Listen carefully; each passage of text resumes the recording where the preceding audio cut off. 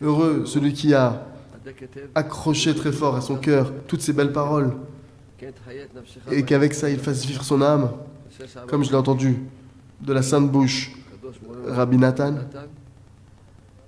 Rien qu'à Zamra, rien qu'à Zamra. Rabbi Nathan, il a beaucoup parlé de ce sujet-là, d'aller avec les points positifs qu'on voit en soi, les points positifs, les points positifs. Rabbi Nathan, il a beaucoup parlé de ça. De nombreuses fois, il a dit rien qu'à Zamra, rien que cet enseignement-là qui parle des points positifs, avec des langages différents très forts. Parce qu'un homme, il pense que le sujet de Zamra, de voir les points positifs, non, ça concerne des gens qui n'ont pas encore commencé à servir le Créateur, pour qu'on le renforce, pour qu'il cherche le bien qui est en lui, pour pas qu'il se brise. Le fait de voir le bien qui est en soi de l'enseignement Zamra, ça concerne tout le temps, même pour quelqu'un qui a une barbe blanche. Il doit lui aussi aller avec cet enseignement, qui voit le bien qui est en lui. Rabbi Nathan, il a écrit à son fils dans ses écrits. Il a dit peut-être que chez toi, c'est quelque chose, c'est une notion qui est peut-être très ancienne, mais pour moi, c'est une notion qui est nouvelle complètement, le fait de voir le bien qui est en soi, de chercher les bons points positifs. Rabbi Nathan, tout le monde peut se demander, Rabbi Nathan, il avait besoin de voir les points positifs qu'il y avait en lui et de se réjouir avec ça. Quoi? C'est comme si maintenant tu dis qu'un milliardaire, je sais pas, il a 1000 milliards de dollars.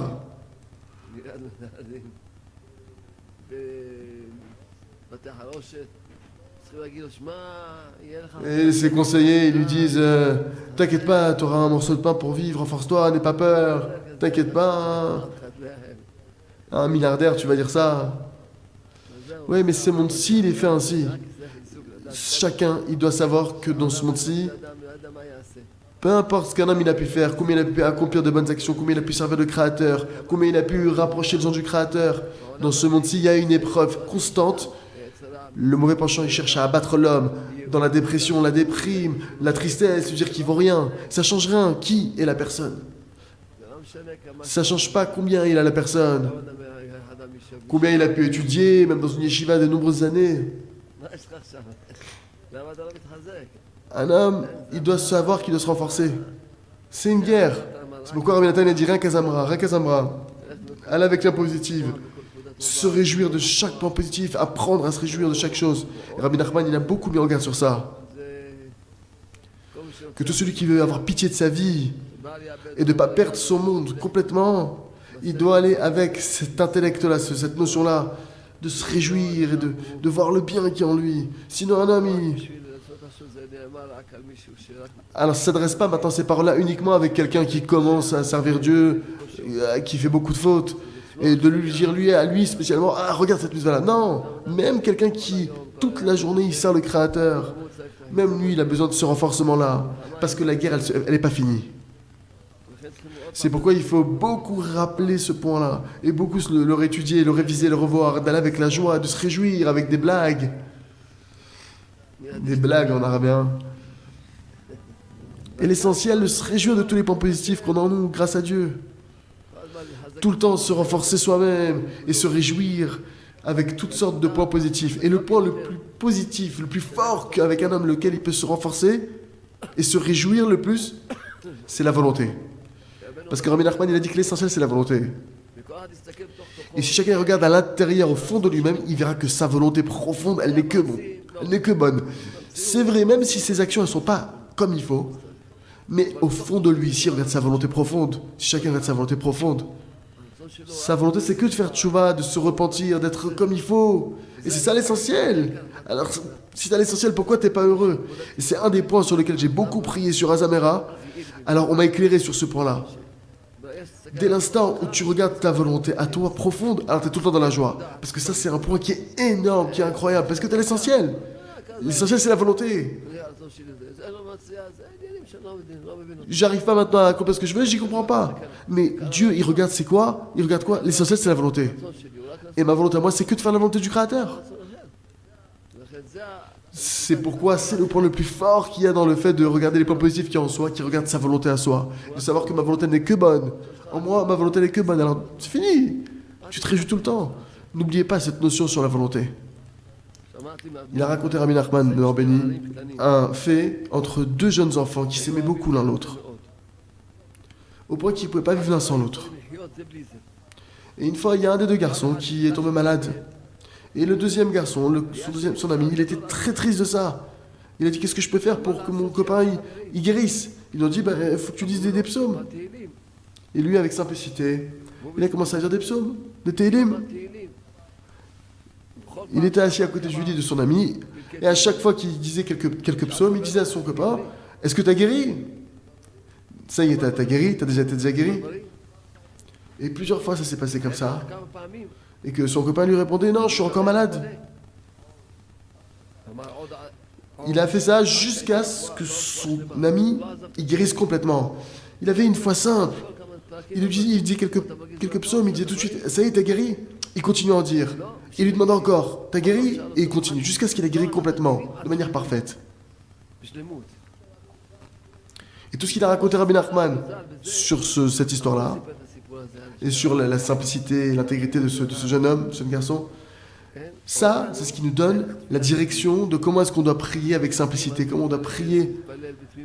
Parce que celui qui prie avec simplicité, alors maintenant, il va amener sur lui la délivrance dans chaque domaine dans lequel il va le faire. Il faut avoir la foi que dans chaque prière qu'on fait, on adoucit un peu plus les rigueurs, un peu plus, jusqu'à ce qu'on adoucit les rigueurs complètement. Cette histoire-là, elle est vraiment... Quelle simplicité, c'est comme ça qu'il faut faire. C'est comme ça que ça doit être. Ça ne fonctionne pas, c'est pas grave, on continue. Ça n'a pas fonctionné, on continue.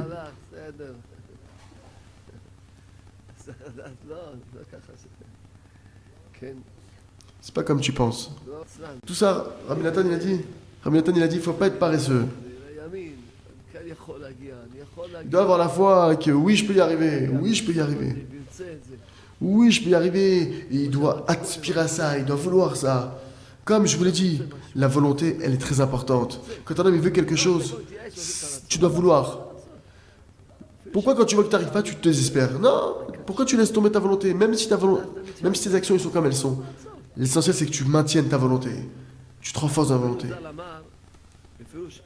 Rabbi Nachman de Orbeni l'a dit, de manière explicite, il a dit, c'est pas quelque chose de très compliqué d'éloigner quelqu'un. C'est pas une grande sagesse d'éloigner quelqu'un. C'est pas un travail difficile.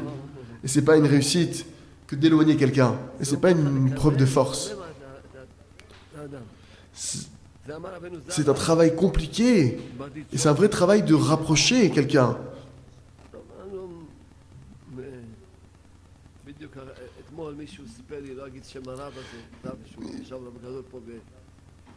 Hier, il y a un grand rave, on m'a raconté une histoire justement d'un grand rave, d'un très grand rave de Bnei Brak.